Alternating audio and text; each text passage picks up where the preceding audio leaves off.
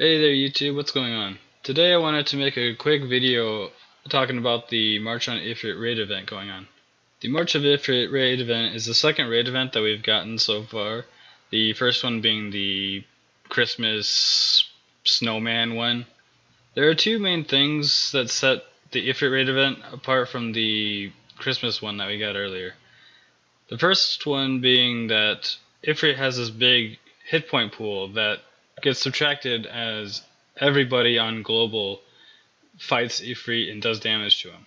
The second major mechanic is that once you take Ifrit's health, big health, down to 0, he'll level up. And what that does is it increases the rewards that everybody gets from completing their respective Ifrit event quest.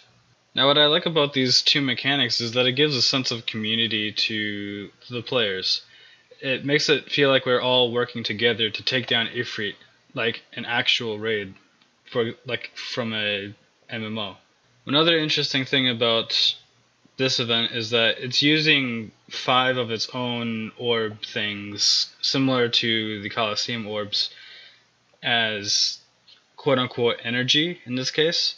So whenever you want to do a quest for the Ifrit event, you expend those orbs instead of energy, which is nice because it leaves that energy up for other things. So for example, I've been using it mostly to farm my espers up by going to the Phantom Forest and farming out those mega crysts.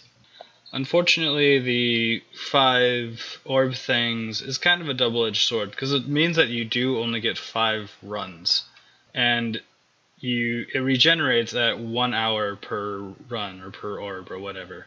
So it takes a long time. It takes a long time to be able to do that event again.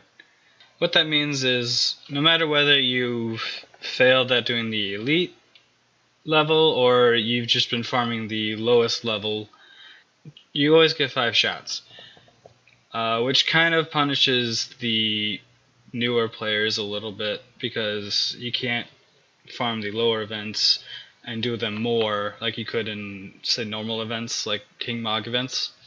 So it seems like it kind of punishes the free-to-play players. Well, pay-to-play players are going to use their lappies to recharge those orbs and just farm the hell out of the event anyway.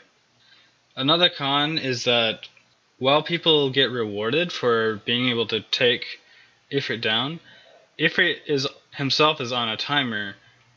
I think it's like 12 hours or 24 hours. He's on a timer, and when that time runs out, he'll actually drop down a level instead of growing up a level. And what that does is it lowers everybody's rewards. So when people drop out for whatever reason, maybe they got bored of the event, or maybe they've already gotten all of their rewards, it punishes everybody who's still trying to farm them up. And that honestly wouldn't be too much of a problem, except I think the rewards are a bit too expensive in this event. It's just, I think they accounted for people beating Ifrit a lot and then getting massive rewards from a really high level Ifrit. But now that I think some people have just gotten their trust Moogle and said, that's it, I'm done. The people who are still working on it are a bit punished. They can't get as much anymore because they're not paying for the extra runs, and now they're not getting the larger rewards because Ifrit's level is kind of stagnating right now. And the rewards aren't really worth the effort that it takes to get those rewards anymore. The Trust Moogle is really good, but it's insanely expensive in this particular event. And then you can get these free-to-play characters, but they're kind of lackluster themselves. Y'shtola, the 5-star base of the group, is only slightly better than Rafia, and that's only if I'm correct, it's only if Rafia doesn't have dual cast attached to her.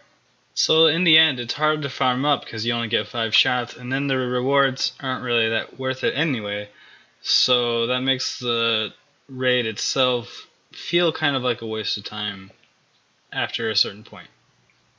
Now, I really like the idea of the event. I really love the way that the HP works. I love the level up mechanic. I love how it rewards people for beating Ifrit over and over and over again. I just think that the rewards themselves are what's kind of holding the raid back by not really giving us much, and by giving them too late in the grinding process. So in the end, what I'd like to see is them kind of repeat the style of this raid, maybe even improve on it a little bit, but then scale the price of the rewards back a tiny amount, because as it stands, it's just crazy expensive to get that trust Moogle. It's crazy expensive to, at a certain point, it feels like you're not getting anything. And the motivation to get that trust Moogle is just not there because of how expensive it is this time. So yeah, that's just my quick and dirty analysis or review, I guess, of this raid event. Just let me know what you think. Let me know if you agree or disagree. Maybe you thought the pricing was just fine. Maybe you hated the mechanics. Let me know in the comments section what you think. Thanks for watching.